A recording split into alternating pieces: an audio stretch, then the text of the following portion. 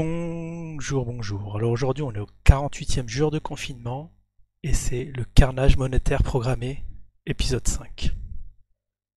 N'oubliez pas que la prévision la plus optimiste à ce stade est que 60 000 personnes vont être tuées au cours des prochains mois. Il est hautement infectieux avec un R0 de 6, avec une forte probabilité de nouvelles mutations, infectieux pendant la phase prodromique et aéroporté.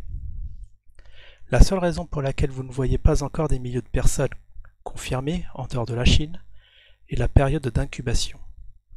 Mais croyez-moi, l'OMS parle déjà de la façon dont la modélisation de la réponse chinoise dans les pays occidentaux va être problématique. Et le premier pays dans lequel ils veulent l'essayer est l'Italie.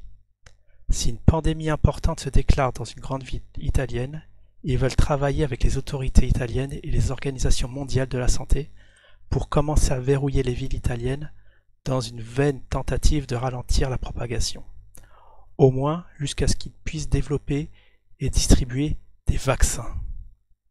BT Wealth Industries Public Company est l'endroit où vous devez commencer à investir.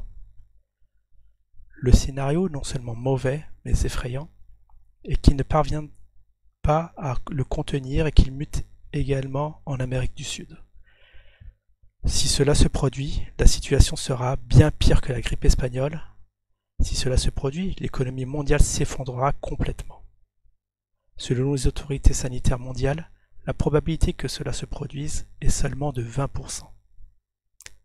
Cependant, en ce qui les concerne, elles prendront les mesures nécessaires pour ne pas déclencher la panique.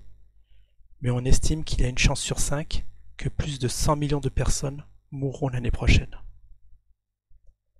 Monsieur Redfield est au courant de cela, tout comme d'autres hauts responsables du CDC américain, et évalue la situation selon cette logique. Demandez à Kyle lorsque vous aurez l'occasion.